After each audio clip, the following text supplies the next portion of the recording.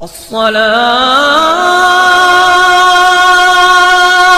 خير من النوم. کتابوں میں لکھا ہے کہ آپ کی ولادت سے 2 مہینے پہلے ہی آپ کے والد جناب عبداللہ کا وصال ہو گیا تھا. ابھی آپ شکم مادر ہی میں تشریف فرما تھے. 2 مہینے پہلے حضرت عبداللہ کا وصال ہوا. 6 سال کے ہوئے تو آپ کی والدہ ماجدہ سیدہ آمنہ خاتون نے پردہ فرمایا. 8 سال کی عمر مبارک ہوئی تو آپ کے دادا جناب عبد المطلب کا وصال ہوا. دادا کے وصال کے بعد دادا نے آپ کو آپ کے چچا ابو طالب کی پرورش میں دے دیا تھا. ابو طالب آپ کی پرورش فرماتے تھے، بہت پیار، بڑی شفقت و بڑی محبت فرماتے تھے. 25 سال کی عمر شریف ہوئی تو حضرت سیدہ بی بی خدیجہ سے آپ کا نکاح ہوا. اس نکاح کو تھوڑا سا میں ذرا تفصیل سے سناؤں گا کیونکہ اس کا تعلق امام حسین سے بھی ہے. بی بی خدیجہ امام حسین کی سگی نانی ہے. حضرت فاطمہ کی سگی ماں ہے. کون؟ Be be خدیجۃ الکبریٰ. خدیجۃ الکبریٰ بھی کہتے ہیں، خدیجہ بھی کہتے ہیں. ہوا یہ کہ اللہ کے رسول صلی اللہ علیہ وسلم جب جوان ہوئے مکے کے اندر تو آپ کی ایمانداری کا بڑا چرچا تھا. آپ نے تجارت کے لیے 2 سفر کیے. ملک شام کے پہلا سفر اپنے چچا ابو طالب کے ساتھ فرمایا. دوسرے سفر کا قصہ یہ ہے کہ بی بی خدیجہ بہت مالدار خاتون تھیں، بیوہ تھیں، صاحب حسن و جمال تھیں، اچھے اونچے اعلیٰ نسب گھرانے کی تھیں، نہایت متمول تھیں، نہایت مالدار تھیں. تجارت کے لیے لوگوں کو بھیجتی تھیں. دوسرے ملکوں میں ان کے قافلے جاتے تھے تجارت کے سامان لے کر، شرکت کے ساتھ، جسے اپنے آپ پارٹنری کہتے ہیں. انہیں کسی نے بتایا کہ مکے میں ایک نوجوان جن کا نام نامی محمد ہے، جو عبد المطلب کے پوتے ہیں، ابو طالب کی پرورش میں رہتے ہیں، وہ مکے میں سب سے زیادہ ایماندار ہیں. خدیجہ ان کے چرچے سنتی رہی. ایک دن حضور کو بلا کر کے ان سے عرض کر ہی دیا، میں چاہتی ہوں کہ آپ سفر میں جائیں، میرے تجارت کا سامان لے جائیں، میرے غلام میسرہ کو بھی لے جائیں.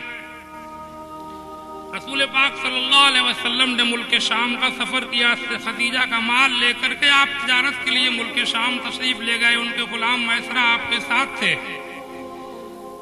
راستے میں جو کچھ ہوا وہ میسرہ بڑے دھیان سے دیکھتے رہے. واپس آ کر کے خدیجہ سے میسرہ نے حضور کا ذکر فرمایا کہ یہ تو عجیب اللہ کی مخلوق ہے، یہ تو عجیب انوکھے انسان ہے. میسرہ کہتے ہیں کہ میں نے دیکھا کہ ایک مرتبہ ایک راہب کے صومعہ عبادت گاہ، عیسائیوں میں راہب بولتے تھے، عبادت گزاروں کو جنگل میں رہ کر کے عبادت کرتے تھے مذہبی لوگ. اس کے صومعے کے قریب ہمارا قیام تھا. ایک درخت کے نیچے یہ تشریف فرما تھے.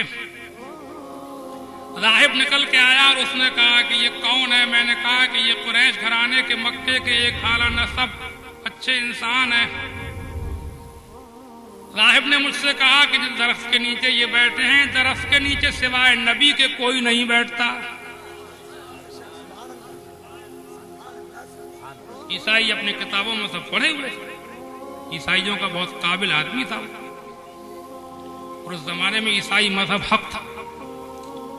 حضور کی تشریف آوری سے پہلے، بعثت سے پہلے، اگر وہ لوگ اسی مذہب پر تھے جو حضرت عیسیٰ علیہ السلام کی تعلیم تھی تو وہ حق پر تھے. میسرہ نے بتایا کہ میں نے یہ دیکھا کہ جب یہ دھوپ میں چلتے تھے تو ایک بادل ان کے اوپر سایہ کرتا تھا.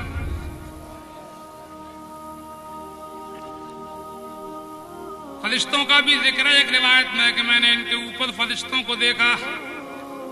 بادل ان کے ساتھ ساتھ دھوپ میں چلتا تھا. جدھر یہ جاتے تھے ادھر بادل جاتا تھا.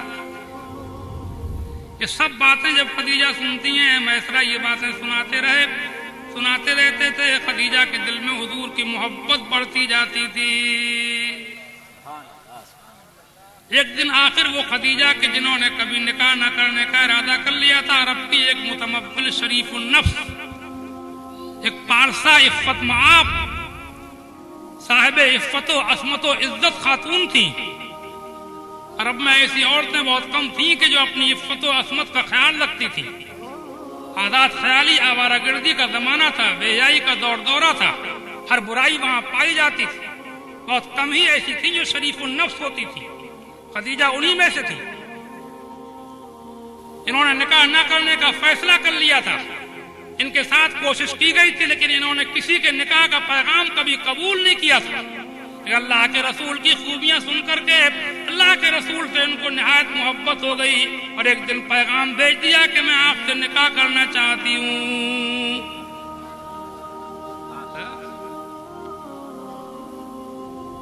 تاریخ میں لکھا ہے کہ اللہ کے رسول نے اپنے چچا حضرت حمزہ، ابو طالب وغیرہ اپنے چچاؤں سے ذکر کیا.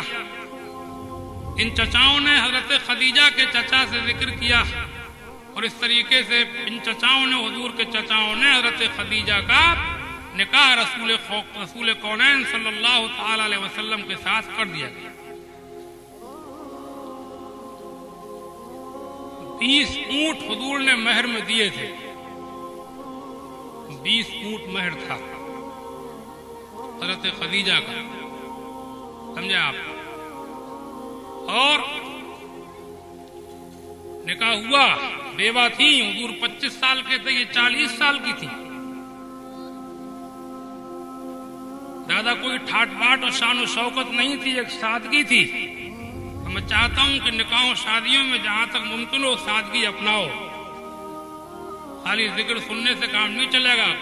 اللہ والوں کی سیرتیں اپنانے کی کوشش تو کرو.